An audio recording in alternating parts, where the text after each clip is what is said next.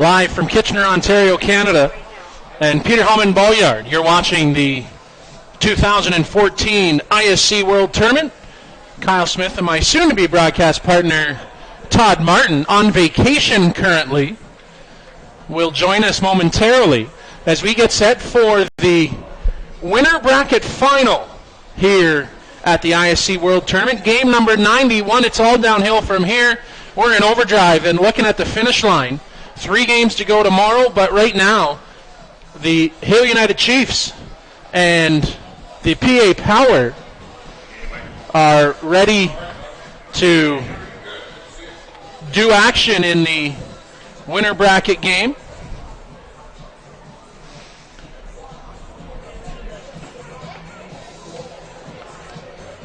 Hill United Chiefs, as you see at home, are the home team tonight.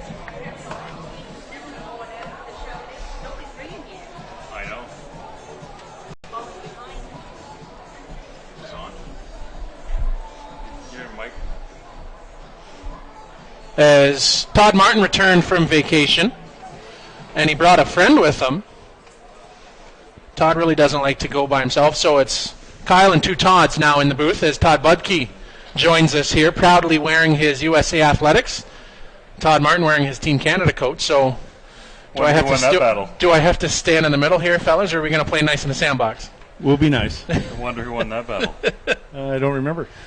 Well, that's a good segue into the Pan Am Games next year as Canada goes for their, 8th Pan Am Game medal in a row. And I think the U.S. end up second. 8 times in a row. That might be a stretch. Story of life, right, Butter? That is true. I've got a lot of seconds.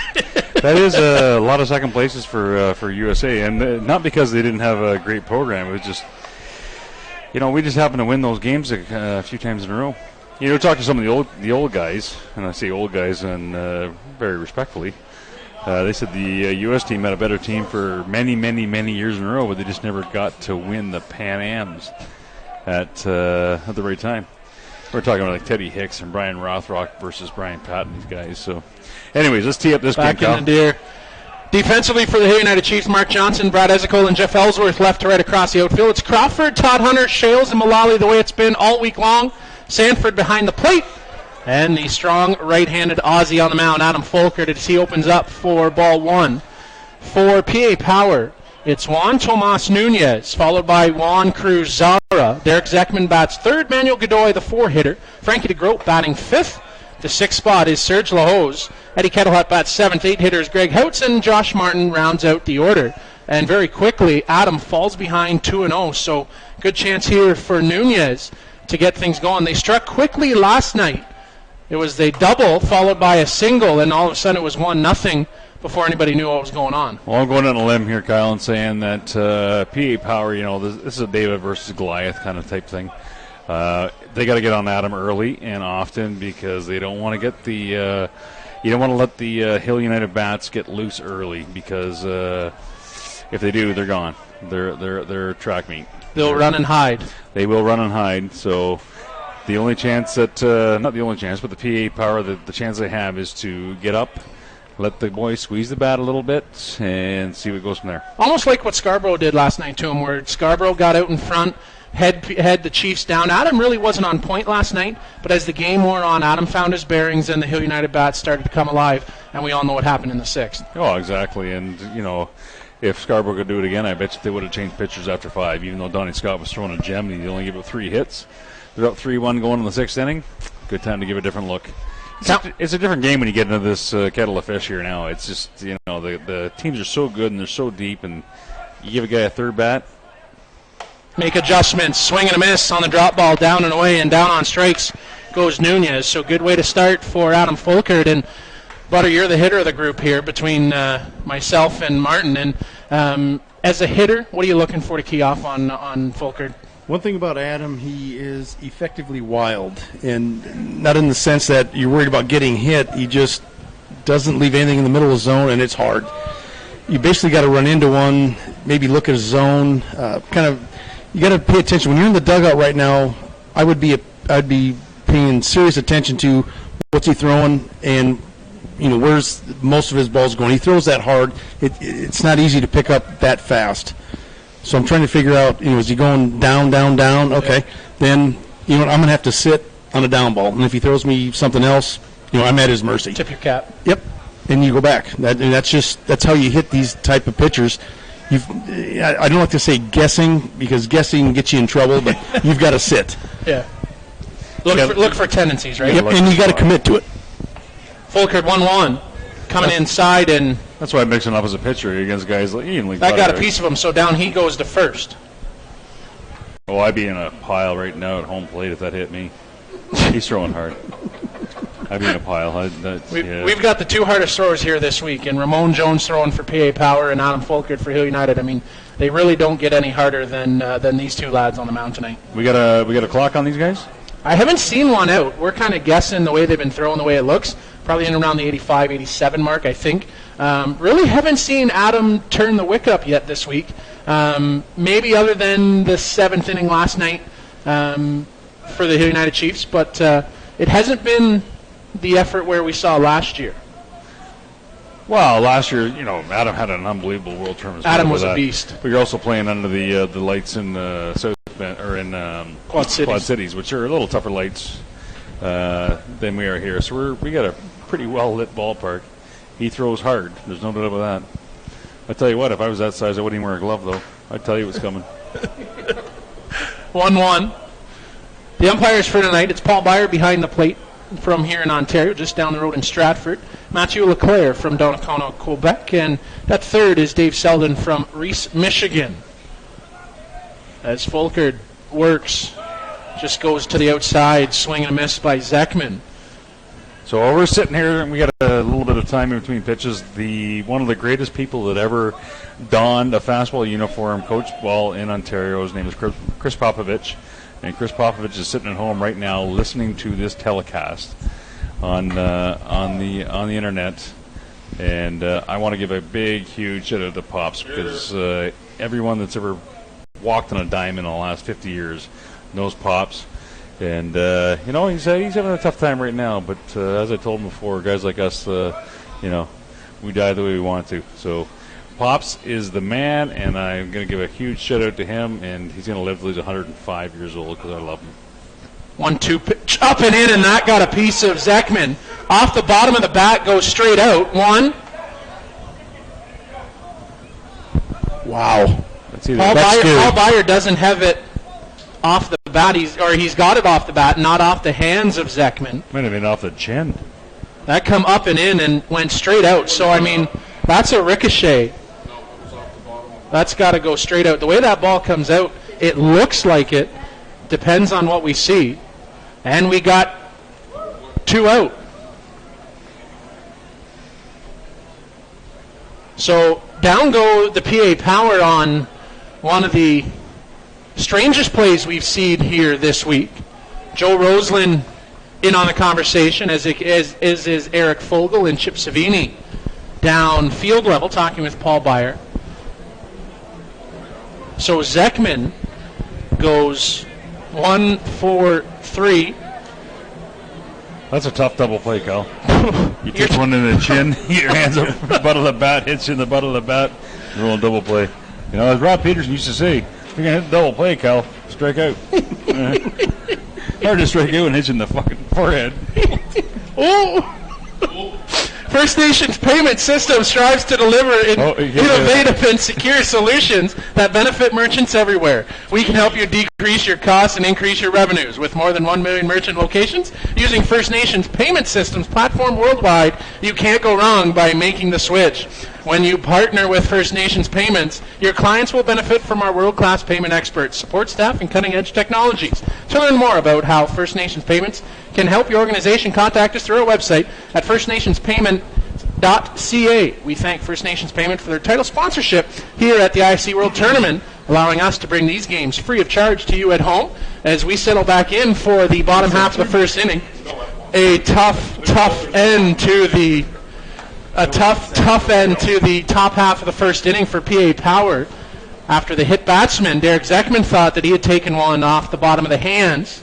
He goes right out to or the forehead, as Todd says. But It's Eddie Kettlehut, Josh Martin, Manuel Godoy, left to right across in the outfield. Zekman, Nunez, Houts, and Lahose. Same infield as last night we saw. Frank DeGroat behind the plate.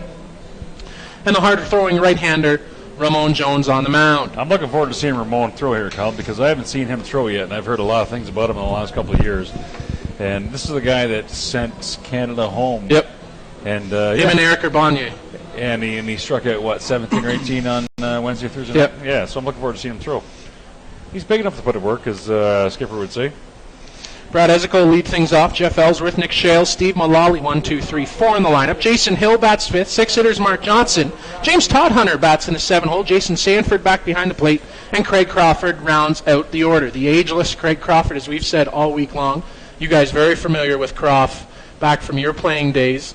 And the guy just seems to get better with wine with age. I don't know about the wine part, but He's still playing, which is outstanding. Yeah. How's your tournament going? You started playing yesterday? Yes, I'm in the Fossil Division and having a great time. Ohio Batter, you were 3-0. I didn't hear the. I'm with the Barrier Merchants. Barrier Merchants. We're 3-1. 3-1. So position well for the playoff round. Yep, looking forward to tomorrow. It's really laid back. It's not, the pressure of the World Tournament. It's, a bunch of guys that love the game, are out playing. Who were here before. Right. A lot of guys have played in this tournament before, so a lot of fun. 1-1 pitch to Ezeko, and a little off-speed pitch from Jones. Hasn't mastered that one like his countrymate Urbania. But as Bradley stands at the plate, he's trying to figure things out on a 2-1 count. And a swing and a miss, strike 2. Yeah, the way he comes off the mound, he's definitely a dead down ball pitcher, right? So, yeah, he's hard dipper. He's got that big lag behind him whenever it catches up with his body. 2-2. And a high hopper. Pass Lahose. Kettlehut comes across. No one's on. Oh, got the foot on the bag, and down goes Ezeko.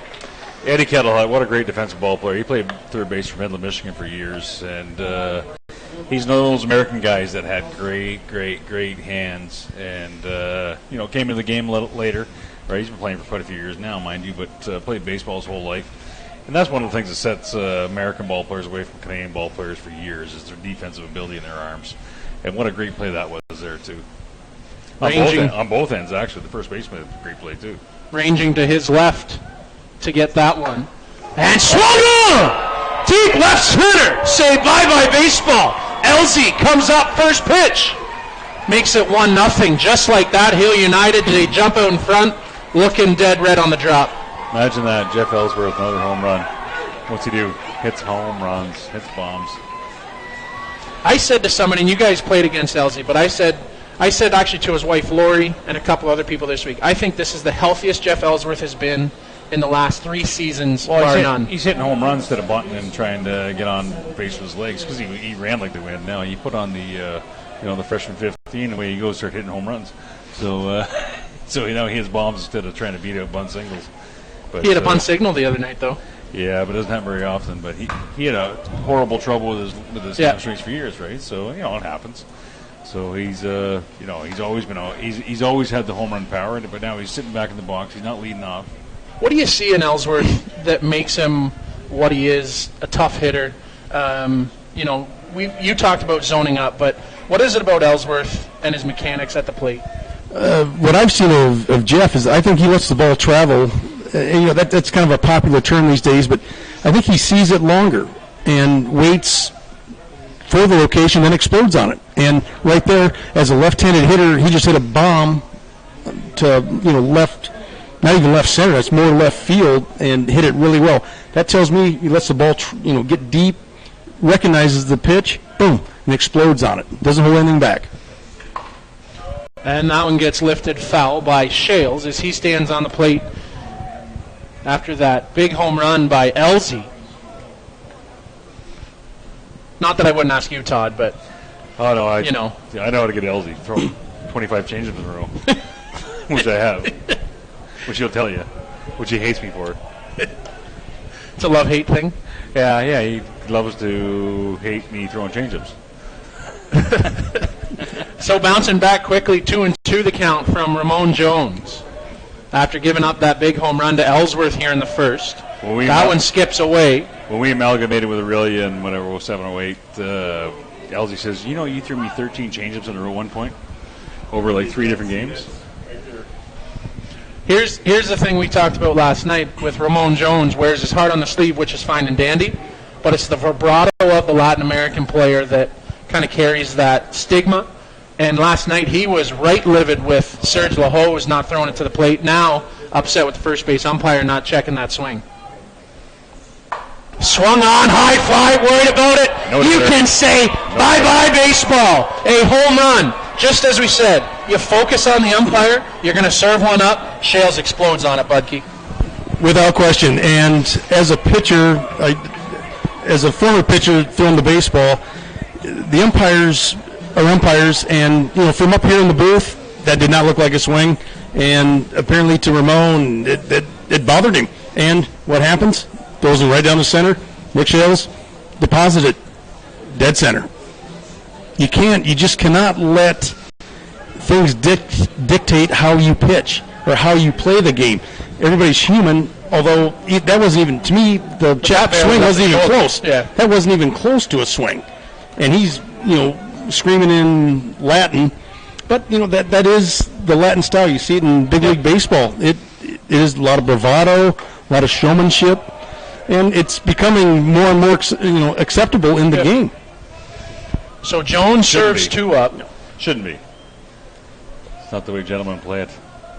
Well, we also got TV to contend with as far on the baseball side. Yeah. That what do you see? Like that. You watch Sports Center, anything. Pimpin' home runs is what it's about. Absolutely. And Mullally comes out of his shoes on that one. What'd I do? Trying to get it 0-2. I hit in the forehead. I'm not saying it's right. I'm just saying some people like it. Oh, no, I know you're not. I know you're sitting on the fence tearing your shorts. I'm telling you it's wrong, and I hit you in the forehead. The people that like it are the ones that don't play the game. Right. Exactly. 0-2. Swing and a miss. Mullally down on strikes. Taking a hack. Who swings harder? No one. Not many people. Unleash the violence, Butter. He says it's not a violence anymore. It's a misdemeanor. Yeah, I used to unleash the violence at the plate. Now it's more of a misdemeanor. I can pay it through mail. It's like you're swinging underwater now? That's like me pitching. It's a bad feeling, too, when your brain's telling you, oh, yeah, you can unleash it. And the body says, no, you can't. It's like gritting your teeth and throwing it at the guy and he catches it. Under his arm. 1-0 count. Here United jumped out to a quick 2-0 lead. If you're getting in with us late, you've missed 2 big ones. Ellsworth and Shales go back-to-back. And there's a good off-speed pitch that gets Hilly out on the front foot. He won't throw that one again to Hilly. If he does, he won't get away with it. No, Hilly took one deep last night on a change. Jason's having a good tournament, too. Sees the ball well. Yeah, Jason's a great hitter. Yeah, bad beard. Yeah, you may want to leave that at home, but bring the bat, leave the beard. For all our boys in Newfoundland watching, Newfoundland buys, you got a bad beard. 1-1 count. And a hard hit ball that eats up Nunez. And up into first goes Jason Hill. When Hilly broke onto the scene, he played with the farm. Were you guys on the farm at that point still? I was not. I don't think you were. Well, he wasn't breaking. He didn't break in with the farm. He came to the farm. I'm going to say in like 05 maybe. I remember Hilly threw against us. We were playing in a double. Farm had a doubleheader against us and somebody else in an Allentown tournament. It was 110 degrees in the shade. He couldn't find any anyways. And Schweier threw 13 innings. You guys won like 3-2 or 4-3, whatever. So Rod says, yeah, Jason, you're going to throw. So Jason goes out and throws because Corey's not there because of flights, and Corey and Shelley couldn't get in because of that landslide. Oh, yep. So Jason's got to throw against us. That was his introduction to pitching senior, and I don't know, it was 15 or 16-1, which is funny because the one they got, the Goolagong hit a home run off me, went about 390 yards. That one goes foul right behind home plate. And that's what they showed in the news.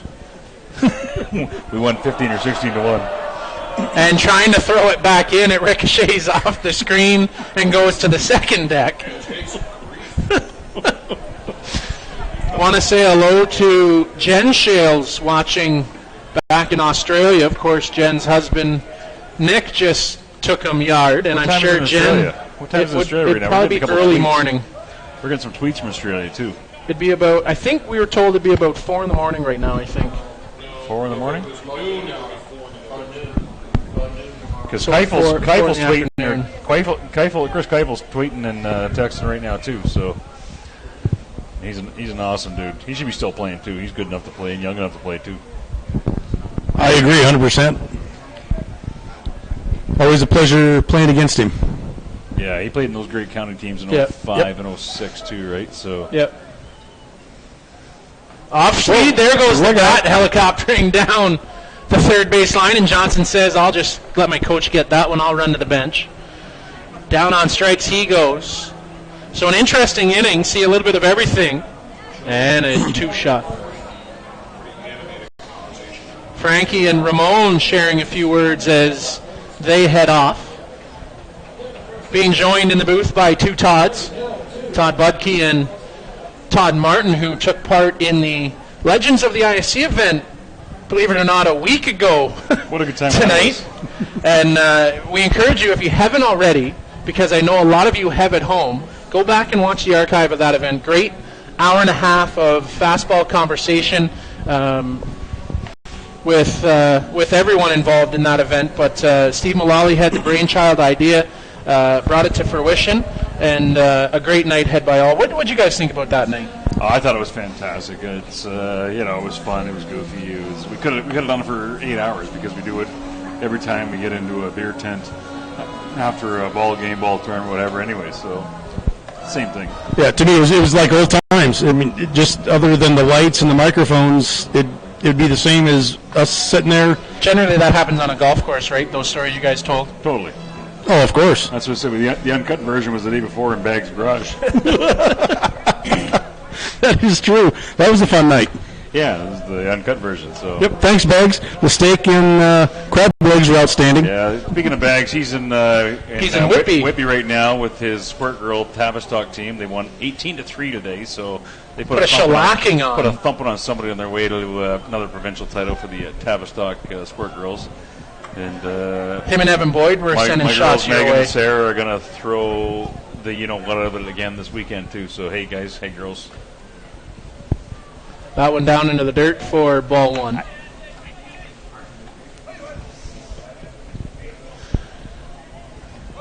Well, fellas, Bags and Boydie, you're listening. Toddy's still standing upright, no injuries yet. Haven't had to put him on the 15-day DL. You want to quiet Evan Boyd down, him and his tweeting finger. That's his pushing the finger in the ignition button finger. Yeah, Evan Boyd's probably got keys in his hands. Yeah, driving somebody around. Designated driver. So It's always good to have. Best ever. 1 ball, 1 strike. He beat Reno by an inch. Strike 2. How do you like that, Boydie? That's to the masses. Your tweet went to 4 people in your Twitter feed. Manuel Godoy comes to the plate as Steve Mullally takes 3 steps behind first base. And down and away, wicked pitch. You aren't going to get a sniff of that one all night. Nobody's hitting that one. I don't know Godoy very well, but I've seen his name a couple times. He's hit a couple bombs this year this week that changed scoreboard around too, hasn't he? Is he Venezuelan? Is that where he's from? Argentinian. He's an Argentinian. That's There's a few Godoys coming up through the ranks. They're the next powerhouse in South America anyway, so that's going to be the I team think to beat they're in already Pan there. Ams. That's the next one to beat in the Pan Am games. I agree. Yeah, that's my money. There's been an influx of Argentinians into our sport and over here in the States and Canada, North America. And they seem to be all really solid ball players. There was a picture on Facebook after the opening ceremonies, as they always do, as that one misses to 1-1. The Argentines got together and took a picture of everybody at the World Tournament. And I think there's about 18 of them here this week. And you look at those guys on that, if they ever made a team, that would be a hard-hitting, very well-pitched squad here at the ISCs. As a high bouncer, Crawford inside the line and up onto first. Nice play by the veteran. But yeah, it's going to be a tough call for the Don Vates and Sosnowski. They're here this week. They're going to make that Team Canada team. That's their competition, is the Argentines. They're the team to beat, I think, going into the next Pan Am. Even though Canada hasn't lost a Pan Am game yet, this is going to be their toughest test in, I'm going to say 8 years, probably. 8 years. Back after a bit of a hiatus, 13 years. Full blown, yeah. It's been 13 years, yeah. They've had the Pan Ams, but not with softball. Yeah, exactly. Which, I've said 1,000 times, these guys are so lucky to play in the Pan Ams in Toronto. Because to be on Team Canada, to play for Team Canada as part of the Canadian contingent in Toronto, it'll be wicked. Like we did in Winnipeg. Yep. But times it by 40. Because it's in Toronto. Yeah. 2-0 count. And another bouncer, Todd Hunter. Takes it on one. And in time at first, up and down they go. Yeah, we had no complaints about playing in Winnipeg, but imagine going down to Maple Leaf Circle or Square, or whatever you want to call it, Raptor Square or Raptor Circle. Imagine going down there on Friday night with 1,000 Canadian athletes. That'd be a pretty good party. Oh, well, it'll be something special to remember. There's no doubt about that. Looking forward to that. It's a busy summer next year. When you factor in the ISF senior men's are in Saskatoon, a week later you get a week of rest, and then you come right back and you go to the Pan Ams. The interesting story to that, though, is from the ISFs to the Pan Ams, you have to cut your roster by 2.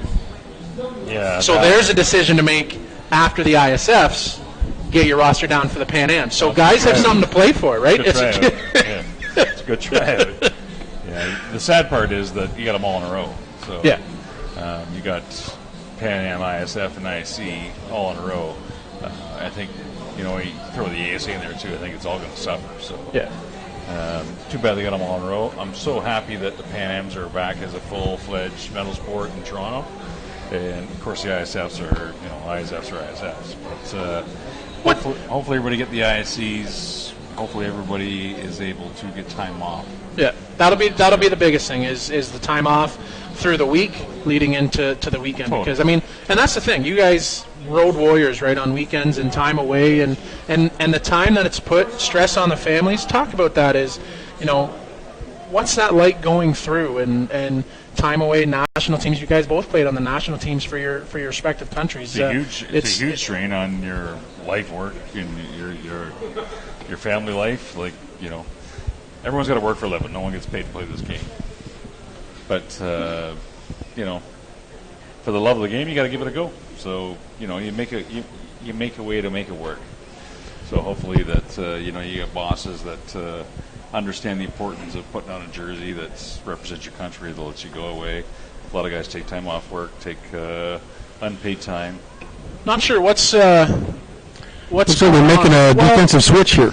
The defensive switch was Houts was listed as the original second baseman. They had Kettlehead out in left field. But my assumption, well, not my assumption, with the DP flex, you can have 9 guys play, doesn't matter where, as long as your flex player is playing defense. Quite frankly, who cares, other than for statistics? We got to know who's playing in what position, but, I mean, at the end of the day, as long as Ramon Jones out there throwing, have at her. That is true. Yeah, I'm not sure what was going on there. Looks like, there's switched their second baseman. Well, maybe they pulled Nunez. Because Nunez was at short. And you are correct. Yeah, they did pull. Down. Looks like Nunez. On that ground ball that he booted, it looked like he may have hurt his hand. Got him in his bare hand, and that may have been the problem. And takes for strike one does Todd Hunter as he starts off this bottom half of the second inning. In your careers, let's just ballpark this. I mean, Todd was good at math on the home run. How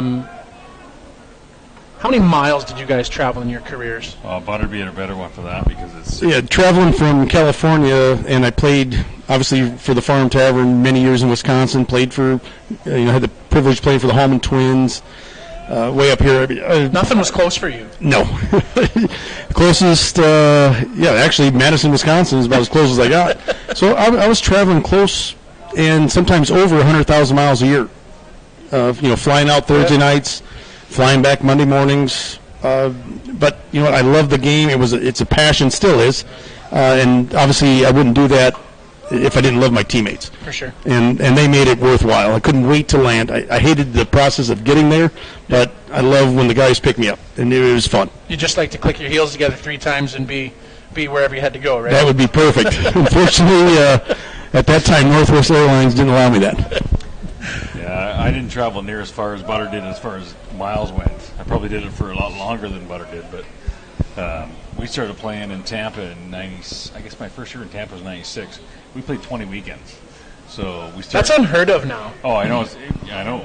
We started in April. We played, April and May in Tampa, and then we go on the road, play June, July on the road, then play August, which was the Worlds, a couple tournaments in the Worlds, and then you went the ASAs and the Canadians. So all told, it was 16, 19, 20 weekends. So we were on the, it's a pretty close flight or puddle jump to Tampa, but you couldn't wait to get there. You're just hoping that your plane was delayed on Sunday night, Coming so home. you could stay home or stay in Florida again that night. We did the same thing. We played Wisconsin because we want to go to a bar somewhere, but wish we did every now and again. Yeah. So if our plane was delayed in Eau Claire, if we had to go to Ray's place on Sunday night, we'd You'd muster it. We'd shucks it and we'll go over to Ray's place. We'd sacrifice and end up there. Yeah. 0-1 as Todd Hunter went down looking. Now Jason Sanford at the plate. And Sandy takes one right out to center field. And it's Ramon Jones is not fooling anyone here tonight. That looked like a high drop, and he got on top of it. Line drive right up the middle. You know what a high drop is? Bad pitch. Fastball. Scoreboard changer. Sandy got one the other night that he took yard. Sandy's had a good week hitting down in the 8-9 spot here for the United Chiefs. I got Dave Bailey texting me like every 4 or 5 seconds right now. What's he want to know? What the score is? Well, he wants your sweatshirt back, Butter. Ask him if he's coming to pour my driveway. Tell him I sold it. 1 ball. Nobody gets paid to play this game. As Crawford takes that up and out of play. I can't even read the rest of that text that Dave Bailey sent, so anyways. He's quite a man, that Dave Bailey. Quite a texter. He's quite a texter. At this hour of the night, I'm surprised he can still spell. He's hanging around with Evan Boyd. Evan Boyd must be driving the next text machine. 1-1 pitch, down and away. And Jones just doesn't have it here tonight. Was on point last night, and really I think since that mischeck swing just was rattled and shaken, and then the home run by Shales. You got to have kept him off his amnesia to rocker. play this game. The other thing with, no disrespect to Ramon Jones, but, he's fairly new to the scene. And it's hard to play against the same players week in, week out, year in, year out, day in, day out, and get the same results. Yeah. So I said, you look at some of these newcomers, and I use Urbana and Jones as a prime example. Play with Venezuela at the ISFs. Were relatively unknown to everybody at the ISFs and had great success. Carried Venezuela to where they carried them. As down on strikes, Craig Crawford says his piece and turns around to go back. Can't imagine Crofts complaining about a strikeout. No, that can't be. Did he swing it then? No. Twice? So it couldn't have been a strike.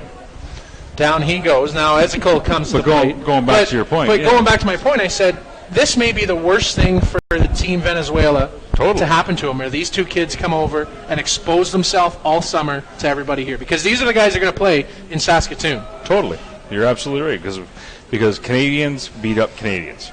That's why if you go to the Canadian Nationals, every game's 10-9 because you played each other 100 times this all year, summer. Last year, 2 years before, year before that. Since you're a midget, junior, you play each other. We're not inventing the way they move the ball. It goes up, goes down, and goes slow, right? So No, you start stockpiling at bats against pitchers. You get their tendencies, and the pitchers look at the same thing. They you get an idea of how you get people out. But the thing about pitchers, if you make a mistake, then that tends to get hit.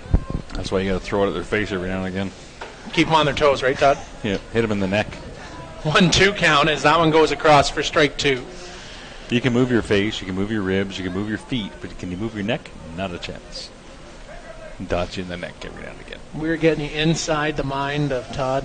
Martin. It's easy to say no. Let's not do that. Let's go ahead and stay out of that toolbox. It's easy to say no. I'm done. Inside for a ball.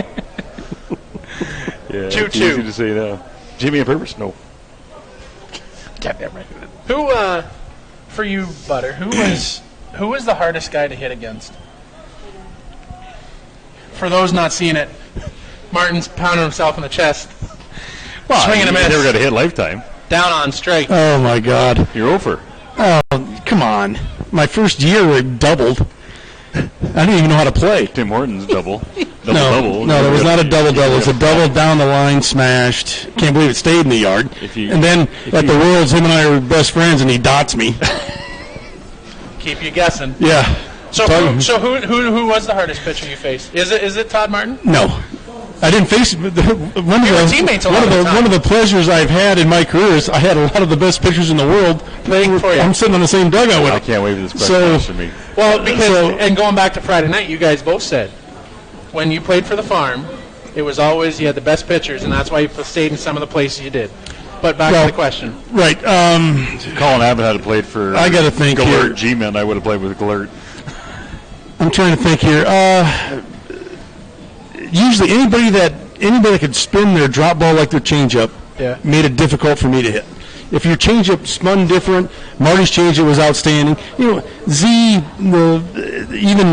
I got in this game in '99, and Z's changeup was fantastic. Marty's Which one of also, them? Yeah, that's the thing. Well, the one that spun like a drop ball is the one that anybody that could make it spin the same way as their drop ball was always tough. In today's game, I was a teammate. Paul Court was always hard on lefties. When I got later in my career, he was tough to hit. And earlier, not that I ever smashed him around the yard, but I felt confident against him. But towards later in my career, when I faced him, I knew I'm in for a battle when I had to face him. But like I said, anybody that can spin their changeup like their drop ball is going to be effective. Toddy, who's best hitter? Who's the toughest hitter you faced? Like who feasted on you? So I'm going to go from the top 300 down. So Butter's 300th. So since he just chirped, did nothing for me, so he's 300. So at least 298. 299 down. So toughest hitter for me was Sean Rychek.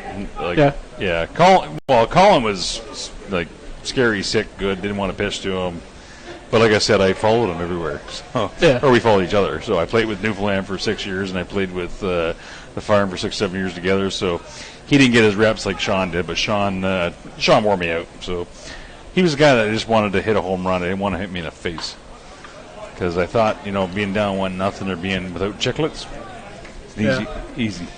1-1. Rychik made a living off hitting pitchers hard, though. Well, he wore a lot of guys out. Sean's fantastic hitter. Yeah, he stood so far from the plate, but he wanted you to throw it outside so that he could hit at your face. So, I knew that. So I threw him inside and let him hit as far as you wanted to. 1-2. As Folkard works here at Eddie Kettle Hut. And a drop ball, swing and a miss. But like I said on Friday night, I've never seen a guy dominate a game offensively like Ryan Wolf did. Yeah. I've seen like Colin Abbott was scary, Bikey was scary, Henniger was scary, Rychek was scary. Brian Patton wore you out too. But I've never seen anyone dominate a day, a week, a month, a year, 2 years, 3 years, a tournament like Ryan did. And Ryan was whatever you wanted, he got, right? So. Whatever you needed, he could do. Yeah, and Jody was probably going to lean on that the other night when we're talking about, Sandy got hit in that game, and we won the Worlds in 08, and we're going, yes, Sandy got hit. That means we get to the top of the order. It means Wolfie gets one more at bat. Right, so Sandy got hit in the 5th, so we knew if they went. Wolfie's coming up. We knew in the 7th he's going to get an at bat. Like even if they went 1-2-3, 1-2-3, he's going to get an at bat. So we're like, yes, okay. Well, now Wolfie's got a chance. We're down 3-2. We had a chance. So, and what's he do? He walks up and hits one 400 miles. So, because we're down one, instead of hitting a single and stealing a second, he hits a bomb, right? And it was so atypical of Ryan Wolf what he did and what he could do. Down on strikes goes Greg Hout swinging. Good rise from Adam Folkard. And now Josh Martin comes to the plate, the 9-hitter. This is the guy you want here to end the inning. So we got another shutout to the boys in Bracebridge. I don't know if they're all listening now. I know Vici is the athlete of the year in 1988. And a bunch of the British boys are here, too. Hopefully Courtney's listening, too. So Court's getting on the line. So if you guys are still sitting there, have a beer from me. Love you guys. Talk to you soon. Topside misses from Folkard is working in the 9-hitter. Hay United Chiefs jump out to a quick 2-0 lead in the first inning. Ellsworth and Shales go back-to-back off Ramon Jones, the starter tonight for PA Power. And foul that off does Josh Martin. They're just about a half second behind everything that Adam's throwing right now. So they either got to get a later bat, a little quicker, smarten up, whatever. But they're a long way behind what he's doing. Yep, you got to start your move a little bit earlier. Yeah. Swing and a miss, strike 2. And is that all just about pitch recognition, or is that just getting your hands going quicker? Well, when you face guys that throw that hard, I'm a firm believer you don't change your swing necessarily, but you've got to change when you start it. Yep. And that makes the guys that throw hard more effective. You have obviously you have less time, but you still you see the guys start changing their swings, and then you get in trouble because they're not used to doing it. That's flat out being overpowered is what it is. And that's what we live for as pitchers. That's overpowered. Swing and a miss, down on strikes, down in order. We'll head to the bottom half of the third inning. Want to say thanks to Paul Hurd and Corbett Source for Sports for all your team uniform and equipment needs, fastball, slow pitch, and hockey. For players and teams, make sure you visit Corbett Source for Sports on the South Service Road in Oakville, Ontario. There's lots of deals to be had on all kind of equipment. Thank you to Paul Hurd and Corbett Source for Sports for their generous sponsorship of the broadcast program and allowing us to do this for you at home. So, boys, viewers want to know who has the better barrel roll out of you two, Butter and Aurelia or Marty and Woodstock? That's a split hair toss-up. But we have the weather to blame for both. Can I tell the story? Go ahead. So we were rained out in Aurelia for the whole weekend. There's no chance that we're going to play, and we play. So Butter's playing third base. There's a ground. Was this back in the Twins days when you guys were on the Twins? Yeah. This is with the farm. No, it was Twins. Was it Twins? Oh, Twins. jeez. See how much I remember? This is Twins. And so Butter goes in to play third base, and there's no chance we're going to play this. It doesn't matter anyways because the tournament's almost rained out. And a ground ball goes to third base. I'm pitching. Butter goes down to pick it up, and he steps on his glove. Good extension. With his left foot. With his left foot. So he steps on his left foot. My glove's on the left hand. Yeah. He goes over in a barrel, right? So, and we're killing ourselves laughing. That probably cost us the game. And probably cost us the tournament, I'm sure. No, it was early. Here comes the bus. So I remember playing in against the barrel roll. We're playing a Woodstock, and there's no chance that we're playing the next day. So we play the rain delay. We're playing. So everybody's in trouble in the 8 o'clock morning game. So a guy hits a number bunt between first and second base. So I run over as a pitcher, and I lean for it, trying to get it, and I didn't get it. And I did 2 tumbles, and I tried to poke myself out of it, which worked out worse for me than anything. So you might win that one if you did too. No chance. He stepped on his glove. If you did too. No, he stepped on his glove. And went you over. fell twice. Yeah, but you stepped on your glove. You did a barrel roll, and your glove didn't leave your left shoe. 1-1 count as Ellsworth stands at the plate and takes for strike 2. There's no winners there. I've caught a lot of balls off my feet. There's no winners there. How about you playing shortstop behind me the first time you played with me? We're playing in the first weekend. First weekend we played together. First weekend I met back him. on the farm. Yeah, in Peoria. Oh, Peoria. I think we're playing at night. Marty's just throwing BBs. Strikes out, I think, 16. So it doesn't matter where you play. No, I'm playing shortstop, which I've had 3 arm surgeries. I can't get the ball that far without a cutoff. Yeah. And I told, on a line, now it's going to one-hop the fence. Elsie throwing in an overdrive. He's not stopping. He's going to third. Getting down in there. Safe. Jeff Ellsworth, a home run and now a triple. Ripping the cover off the ball here this week. Having a day. But yeah, we go back. We're in Peoria. Yeah, and he struck out 16, and all I did was throw the ball around the horn. Like, hey, Marty, I can play shortstop forever. Keep doing this. Yeah, I can play behind you forever. No, it was fun. Elsie absolutely on fire. Yep. Throw him a change up. Stick a change up. Stick your thumb in one. So now Nick Shales comes to the plate. He's the other one that had a big bop in the first inning. Doesn't get LaHose any steps on the bag unassisted. So a 3-U for those of you keeping score at home. One down in the inning. And now Mullally struck out back in the first. Would love to get part of this hit parade. Guaranteed he'll swing hard and loosen up a vertebrae here to start. Yeah, he's been hitting well this week too, so he'll get in the backside of one here, I think.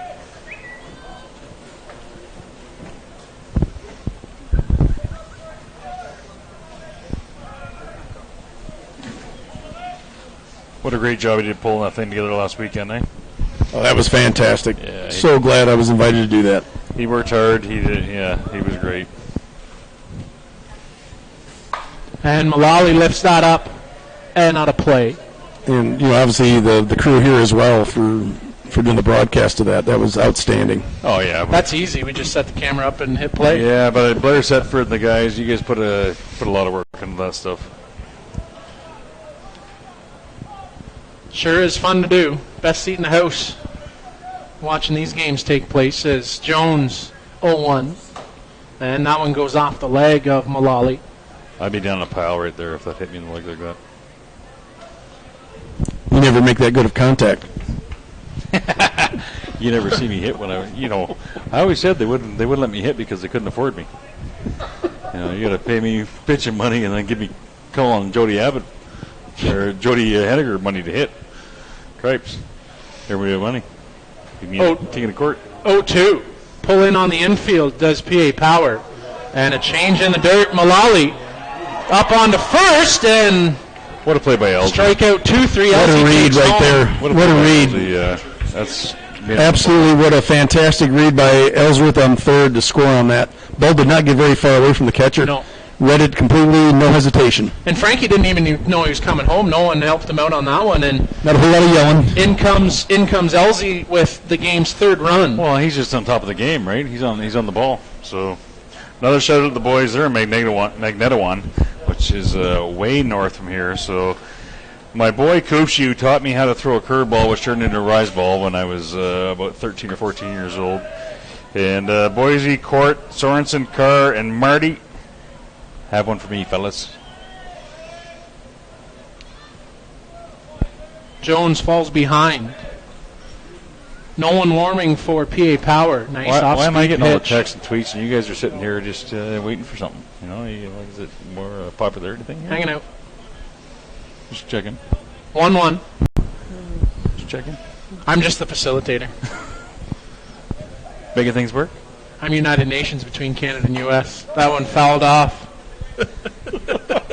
He's Canadian. He's just got his American birth certificate. This guy. He's Canadian. There's no doubt about that. 1-2. Somewhere down the line. I learned that 15 years ago. Yeah. He's Canadian. There's Canadian in him, or he's been in Canadian, one or the other.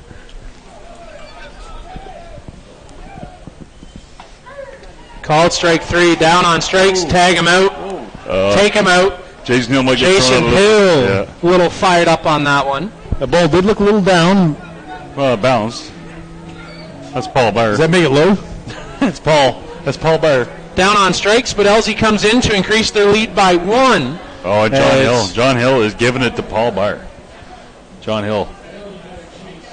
Great. And Larry Lynch joins the conversation.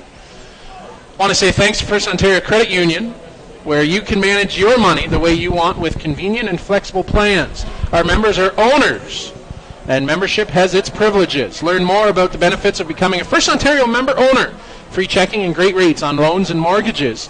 Become a member at one of the 23 locations in Southern Ontario. For more information, visit us on the web at firstontariocu.com. Because where you put your money does matter. Thank you to Kelly McGiffin and First Ontario Credit Union for their generous sponsorship of this broadcast program.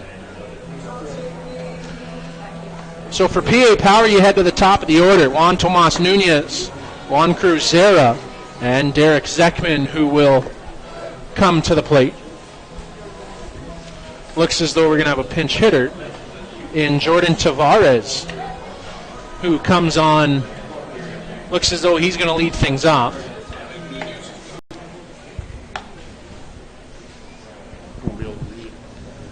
So not a good sign for PA Power if Nunez can't come to the plate.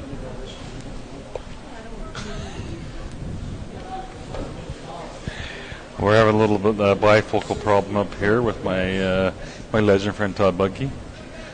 Dean Holline, if you're out there, can you make that text bigger? Maybe put it on the billboard?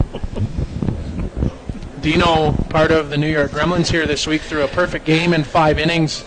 And going to the Hall of Fame. Going to the Hall of Fame. Congrats, Dino, on the Hall of Fame. What a class. What a class going to the Hall of Fame next year. You got Dean Holline, Todd, Colin Abbott, and Terry Chalice as players. What an unbelievable group of players going in the Hall of Fame.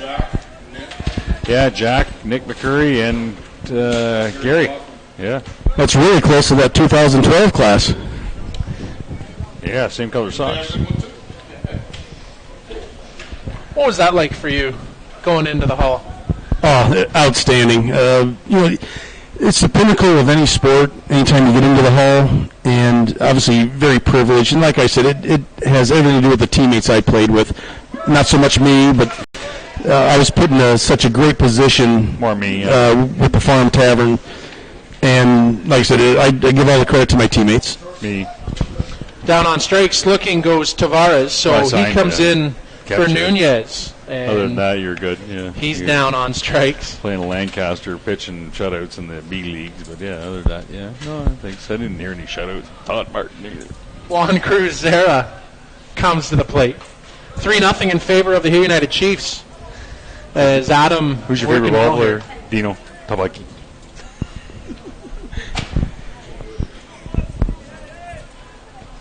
Todd Bucky's one of my favorites too. I can tell some stories about Todd Bucky too. I don't know if we can do it on this telecast, but maybe a couple. I don't think so. 1-1. Depends. We don't got the CRTC here, do we? No. We do have families at home, though. We're not governed by that? Zera at the plate.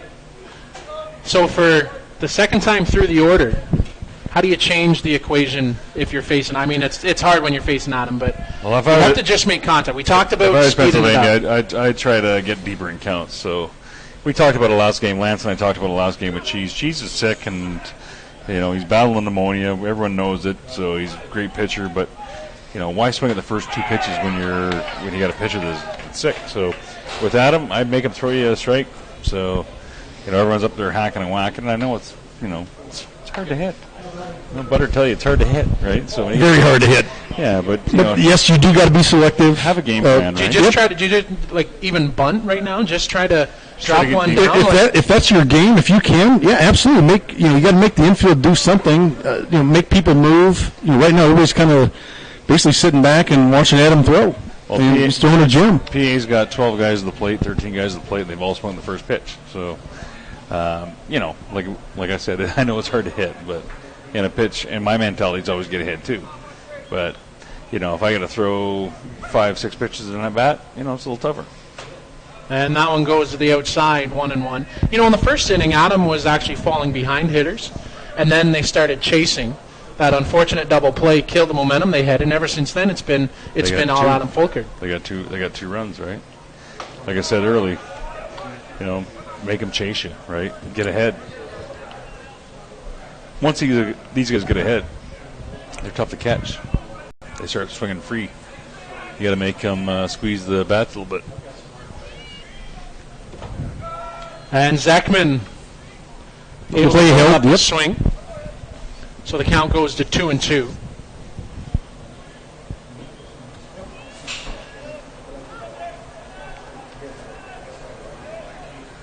Deuce is wild. 2 balls, 2 strikes, 2 down. And lifted up on the right side, foul. So Zekman doing just that, spoiling pitches, seeing pitches, making Adam work a little bit more.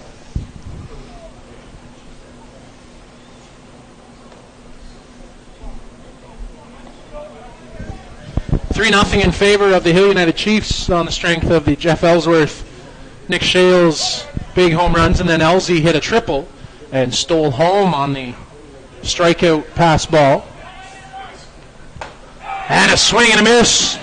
Down goes Derek Zekman chasing on that high rise, and Adams got it working tonight. We head to the bottom half of the fourth, 3-0 in favor of the Chiefs. Peligro Sports provides the essentials needed to give your team an edge on the field. Our brand is rooted in creating a unique experience tailored to the specific needs of your team to ensure your performance is at the best level to execute plays. At Peligro Sports, we rally behind our athletes and understand their fight to take their game to a dangerous level. Visit our store at 2200 Amsterdam Avenue in New York City or see us online at peligrosportsnyc.com. Thanks to Jose and Peligro Sports for their support of the broadcast program as we see Sebastian Geravasuti come on in relief. And Butter, you're probably really familiar with Seba as he kind of spends, well, he lives out on the West Coast, and probably see him in the local leagues out there, but also in the Cal area. Yes, saw him. Haven't seen him a lot lately, but saw him when he's up and coming, a young kid. Throws the ball well, got a kind of a unique delivery, if you want to call it that. But throws the ball hard, moves it around. And another one of those Argentine arms. Yep, they're full of them. That seems, we call it the Argentina pitching pipeline because they just continually turn out pitching prospects. And you look at the junior team. Cyclical, right? Sports is cyclical. You look at the junior team right now with Hemi Omada and Roman Godoy. Those two kids up in Whitehorse threw the lights out up north. And they won, the last two juniors, haven't they? Yeah, they won the last two. Like Australia. Australia won 2 in a row, right? So 4 in a row. 4 in a row? Yep. Okay, they won 8 years in a row? Or? Yep. So they won, okay, so there you go. It's with Cheese, Folkard, Humble, all those guys, right? So now, Canada won the first, 6 in a row, whatever, right? So it's New Zealand won a bunch of them. It's, it's totally cyclical. And right now, Argentina's in a good cycle with the arms, and they are known as hitters, and they carry big sticks when they come to the plate as Mark Johnson swings at the first rise ball from Seba.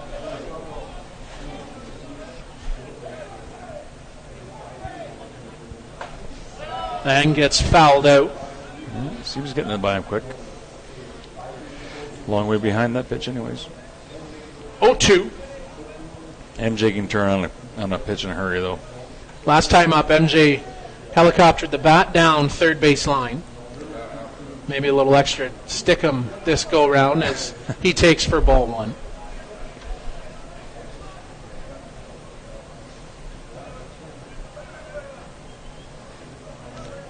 You throw a bat when I'm pitching, you're going to get it.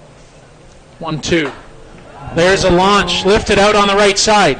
Back strides Godoy. He'll get under it and make the grab for out number 1. We're going to get a pretty good piece of that. Sound good off the bat. Like I said, somebody throws a bat when I'm pitching, you're walking out to get it. It's like the walk of shame. Somebody on Todd Hunter about his selection of number. Can't wear number 99 unless you're good, he says. All Todd Hunter's going to do you can wear it now. is say bye-bye baseball. A solo shot, and right there, you do that, you can. Somebody getting on him, and he just turns on one. You were 99 all day long like that? Absolutely. Is that a famous number here in Canada? Yeah, we had, what was the soccer player's name that wore it? Oh, Gransky or something like that? Good Lord. Played soccer? Good Lord. I'm surprised you don't know him. He saved California, didn't he? I know him very well, yes. Yes, I do. I love hockey, believe it or not. So you are Canadian. Somewhere in there. Oh, yep. Yeah, he's Canadian. He is. So make that 4-0 now for Hill United as ball comes promptly back in. Somebody in Pennsylvania Power told the guy in the stands to shut up. That happens. You pay your $5, you can say whatever you want. Yeah. Still chomping about If you give up a bomb and then number hit again 99. in the foot, that's not good either. That one goes into the dirt for ball 1. Jason Sanford at the plate. Sandy had a single out to center field his last time through and takes for a strike, bending around. So the count runs up at 1-1. you doing?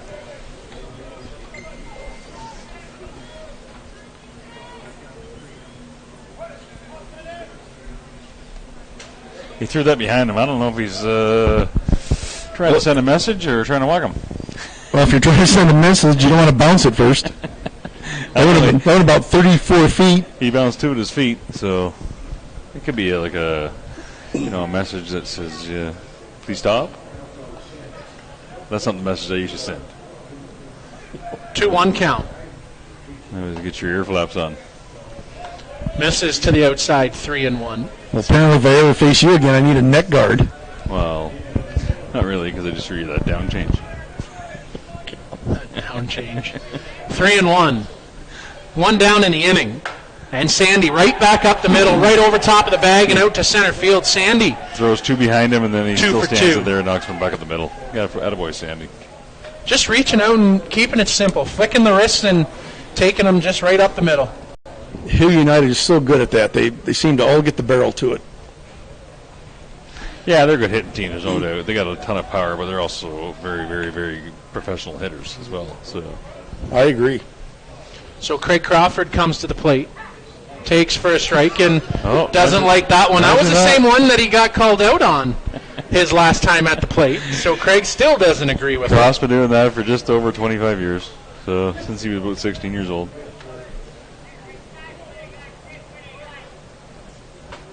And topside misses for ball one. 1-1. Had a bunch of huge hits this year, from what I understand. So he came out of retirement, and from what the guy said, he's been pounding the ball from won the ASAs too, right? Yep. With a walk-off bomb. Yep, pounding the ball and just loving the game again. Glad to be back, he said. Good for Croft. And as Blair Sedford said the other night, seems to just have the fountain of youth at his hands because he's gotten better and playing a good three-bag right now for the He's United like you and I, Chiefs. Cal. He keeps himself in good shape. Yep, absolutely. And he'll go up and get that one right up on the middle. Sebastian directing traffic on Zekman for the out. So 2 down here in the inning. What happens if a pop fly goes in the 8-foot butter? What does the pitcher do? Get out of the way. They don't catch it. Yeah, absolutely. Run. Yeah, run. Sebastian actually looked like he was coming in to play that. He was camped under that like he owed it. Not a chance. I'm in the dugout. 2 down. No Bradley, way heavy I cut. get in trouble if I'm sitting behind home plate when a foul or a pop fly goes to the pitcher circle. So back to the top of the shot. Bradley 0 for 2 tonight. Ground out and a strikeout. And chasing that rise. Bradley trying to get up to her. He's normally really disciplined at laying off that lifter. That's 2 in a row he just chased. Come back with another one just a little higher. Rise ball well out of the zone. Bradley, though, this time the wiser, lays off. And the count runs now 1-2.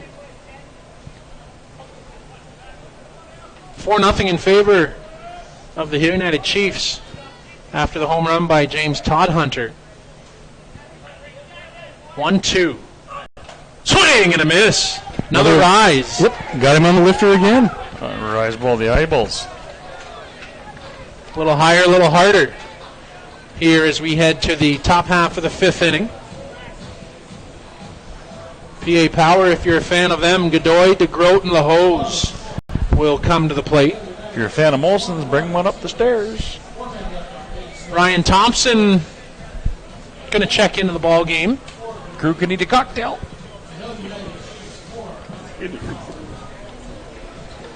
So Ryan will come in for Croft. You're going to play with Helen Keller. I know it. Ever since I had that lazy surgery. People text us all the time. It briefly came up. Yeah. Outside of the ISCs and some of those big tournaments that you guys played in, where was the best place to go for a weekend tournament? It's an easy one for me. I don't know about Butter, but Moncton was the best tournament. And, 20 years of playing ball, Moncton was just so much fun.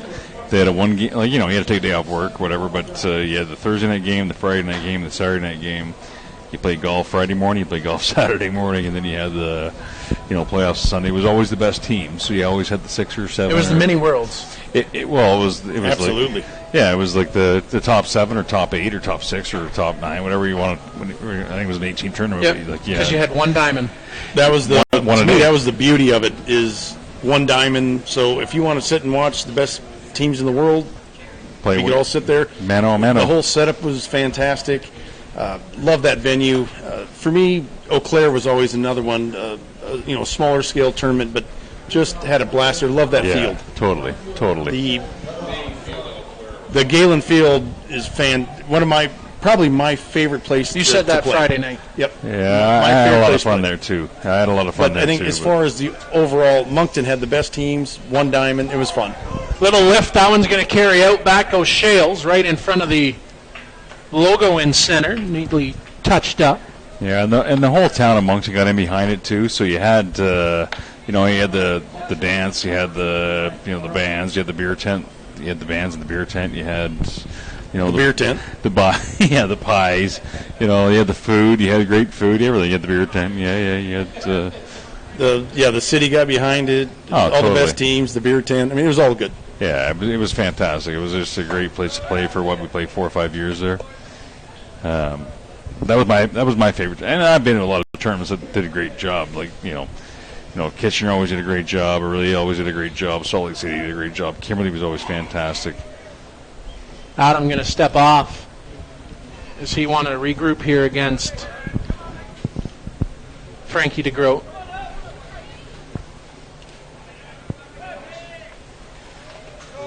Before Butter started playing the Challenge Cups in Vancouver and stuff, they tried to do the same thing. They tried to, make it a prize purse and get all the best teams there. And it was, you had Pencor, you had Seattle Sea First, you had Victoria, you had Vancouver, you had Owen Sound come out. Yeah, the national teams, junior programs and stuff that came out. It was awesome. That one misses for a ball. It's a tough take right there.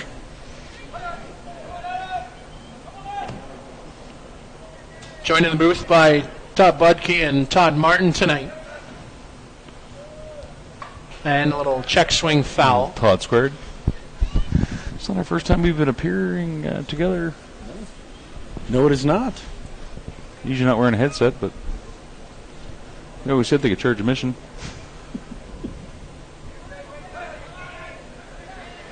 Yeah, we had some fun. And I mean, that's why you do it, right? That's why you travel all those miles. And Without question. It's about the people. And Sean O'Brien said that on Friday night. The biggest thing you miss when you're away is the people, is the fans, players. As Frankie gets into that one, but foul ball. He'll yank that out of play on the left side. Yeah, you can't replace the camaraderie, right? So you can't. No way around. It's about obviously everybody likes to compete, and I'm one of the most competitive people ever, but when the game's over, and you still got to meet everybody and have fun with it. Yeah, we were at the Farm Tavern. You're always good when the game's over because Rod taught it to us. Right, you gotta have amnesia. So play the game to win. But when the game's over, the game's over. So not that we didn't need teaching, but it was certainly something that was. It's a good reminder. It was certainly something that Rod lived his life by. He certainly won a lot of games, a lot of tournaments, a lot of worlds, a lot of everything. So, and he's one of the funniest, hilarious, most perfect people to play for, right? I can't think of anybody better that as far as fitting my mentality. Although it might have cost us a couple. We lost a few tournaments in the beer tent, probably, but not the big ones. But a couple of them we lost. Those weekend ones. But Rod, our personalities were probably a bit different, and I'd say things to Rod that go over like a pregnant pole vaulter, but he'd still laugh. Yeah, he didn't get your humor all the time, but. One ball and that one fouled off. Which I think I might have mentioned in your Hall of Fame speech last year, but Rod was a prince. He is a prince. He was a great person to play with and play for. Absolutely fantastic to play for. Yeah, we were all lucky to do it. And like I said the other night, everybody should have a chance to play for him because he's so much fun. One ball, one strike. on the corner for strike 2. How often, you guys talked about that, and we've talked about it tonight about, great sponsors and people to play with and for. How often would you keep in contact with Rod Peterson? I call him every couple of months, but high bouncer, but Shales right on the spot. Hit it hard. 4-3. Yeah, I try to keep in contact with Rod every couple of months, and it's hard sometimes to keep in touch with each other. But we phoned him last week too. But he's just one of those guys that you put on a pedestal. So it was, it's easy to look back now too. But even then, we just enjoyed being around him. How much fun we had playing with Rod. You can't even describe it. It's hard. No, you can't put into words how much fun that was, and the type of person he is. But our circle, and that's the other thing about it, is most of our farm guys, our teammates, former teammates, we all stay in touch. Everybody kind of connects with Rod every once in a while. You guys have a weekend down in Arizona, a big old golf tournament down there. You get together, don't you?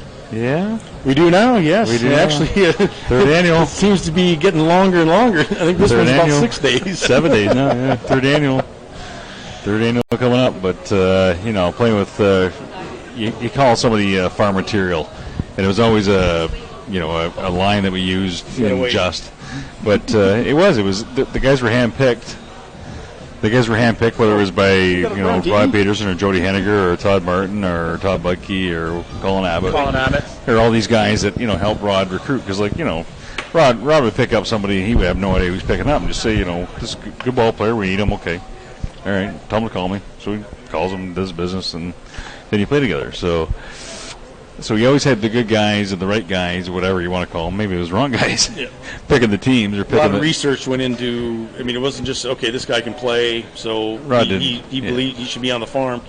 He needed to fit into the farm attitude. Absolutely, farm material. Right? That's what we called it. Farm, or is he farm material? Yeah. Nope.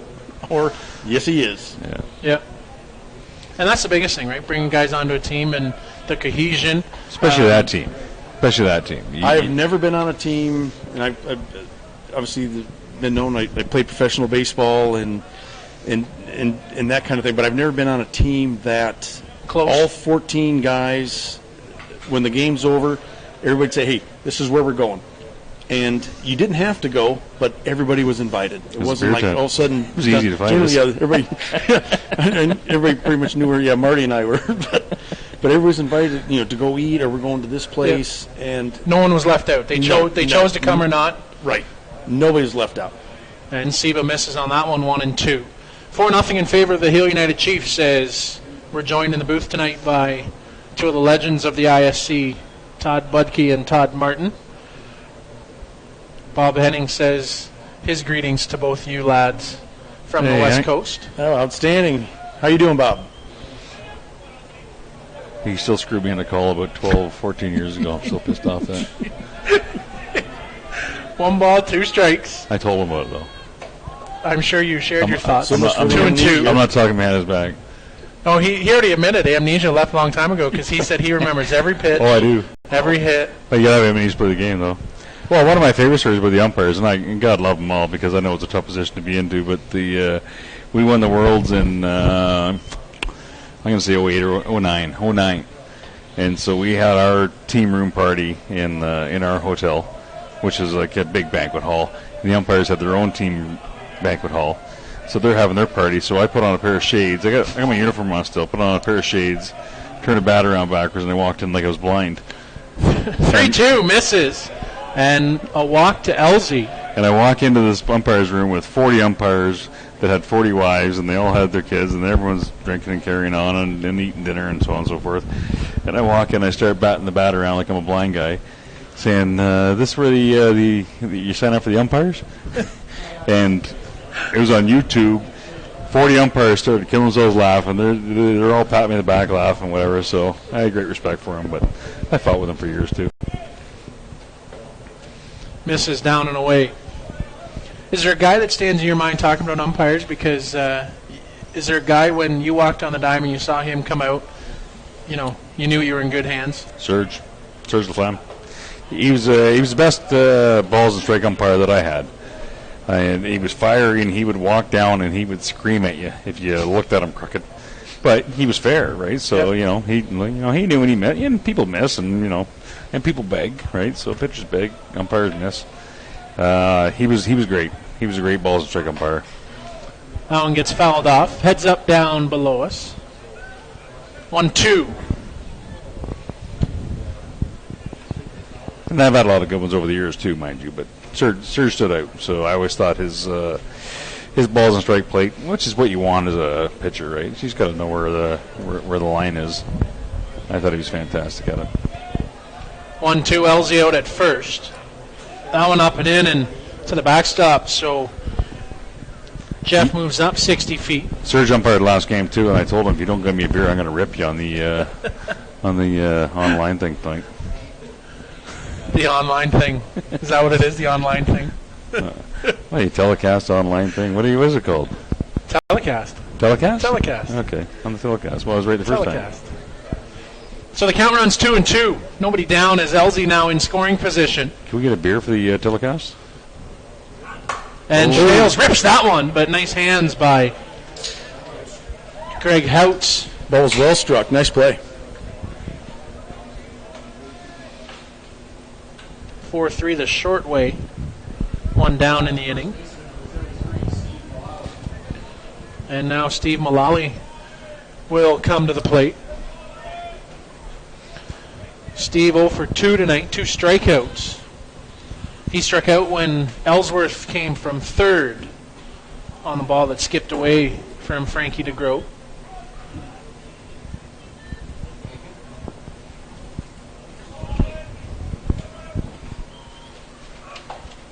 Big heavy cut. There's that violent swing we talked about a little bit earlier.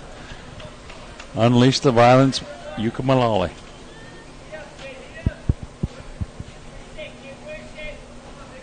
He doesn't get cheated anyways, eh? No, he does not. No. 2 balls, the same inning last night.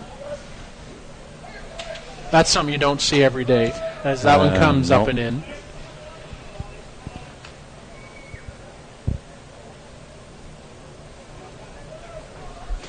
Yeah, he's having a good week. He's dialed in. It's a strikeout game. A lot of these Hill United guys are dialed in right now. Hit a bomb, strike out twice. It's a good game. 1-1. And another heavy cut. He had a good hack of that one. Steve's family watching back at home in Newfoundland. His dad, Finton, and Uncle Joe are here. Mom, Grandma, and Aunt are watching back home. Thanks for the message, Yvonne.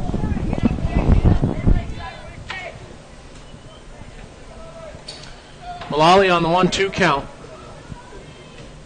One down. Ellsworth at third. 4-0 Hill United. Reaches out, little flick. Back goes Houts. He plays it. Thought for a moment maybe that was going to fall over top of the head.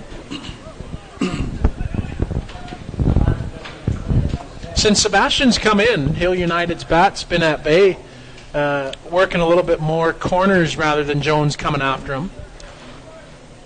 Yeah, I agree. He's other challenging than the home run he gave up, but like I said, he's moving it around, and he's a little more, I think, unpredictable. He's got to change. He's got a rise ball. Unorthodox. Yeah, a little bit different movement, or his obviously his windup is a bit different to see, but we'll see here in the next time through, see what Hill United does. If he comes inside of Jason here, it's going out. I'm calling it. 0-1. Swing and a miss. Up and in. 0-2.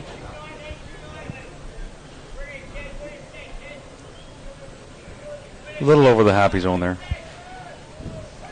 Took a pretty healthy cut. The other contrast between Jones and Jared Fasuti is Sebastian will throw that change really at any point. Mixes his pitches a lot more as opposed to just throwing heavy down.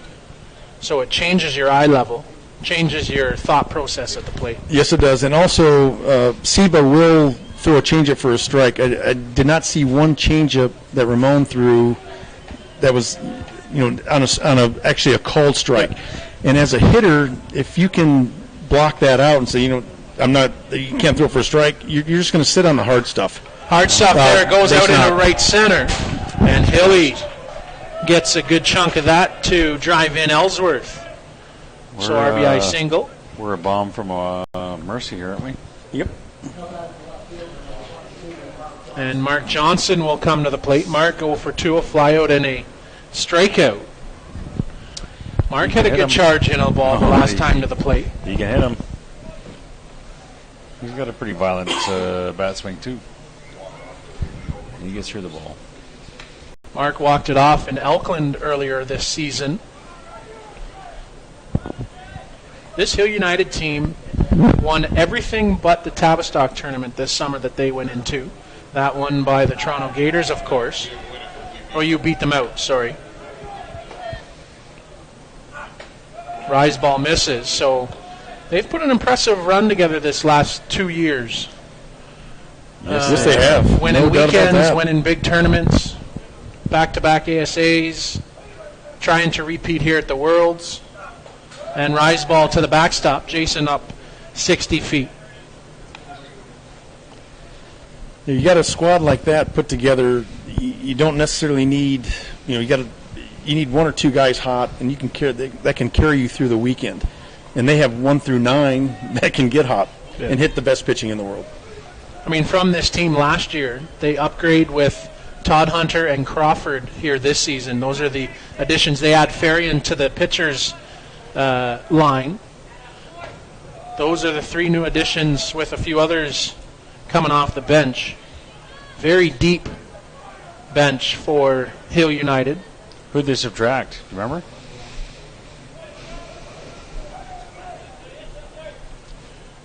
Swing and a miss. 3-0. 3-0. They're trying to get out of here early Yes, they are. with that swing right there. I don't know if they subtract Brian Porter off the roster. Grant Patterson had retired, came out of retirement late in the season as that one gets lifted up and out of play. MJ wants But, his name of the scorebook here. He wants to go yard. Those are 2 balls he just swung at 3-0 and 3-1. You going to challenge him again with the rise ball? I do. First base open. 5-0. 3-2. Yep. Swung on, high fly down the line. I think he missed it, didn't he? Back he goes right up against the wall and say bye-bye baseball. He's gone. A Good. That's 7. 2-run shot That's a game. for That's 7. Mark Johnson. They got 1 already and 2 run shots. And that'll make it a 7-0 ball game. As Ball game, boys. Mark ends it on the trying. walk-off home run. Took 3 And- swings. He was trying. For those of you at That's home what he keeping wanted to do. score, Adam Folkard throws a no-no here tonight. Just that one blemish to hit batsman. Yeah, he got screwed by the short inning game. I've been there, Adam. I've been there. Your name doesn't get in the record books throwing 5-inning no-hitters. It gets put in with an asterisk under the 5-inning category. Well, I never used to. I would have had 40 of them playing in the farm. So, boys, it's been a treat. Thanks for coming up and sharing Thanks, boys. your I had a ball. stories. We really appreciate it. Make sure we do this again next year. Final thoughts on this. I mean, looking ahead, Hill United now moves to the championship. PA Power will await the winner of the Gremlins Hallman Twins game. So a big day and a great day of ball tomorrow. I think, personally, obviously it's Hills to lose. If Kitchener or the Gremlins get on a roll with their bats, whoever can get some pitching to go through, I think PA's, I think they're probably the dark horse. If Kitchener or Gremlins, whoever wins that game, gets to PA, gets on a run and has enough pitching left that can get ahead of these guys, Hill United, then there's a game. Otherwise, it's a one-horse race. I think Hill United obviously is the front runner, and they are, like I said, they are great front runners. Once they get a lead, they start free swinging, and they've got the guys that can do it. Like right there, we watched Johnson swing at 3-0, 3-1. He's trying to end the game. You got to get them squeezing the bats, right? Yep. You've got to make their at bats mean more as far as, okay, you got a little pressure on. And when that happens, myself as a hitter, you tend to expand the strike zone a little bit at times. But like I said, you get a lead and you've got the horse in the circle. You get loose, you swing easy.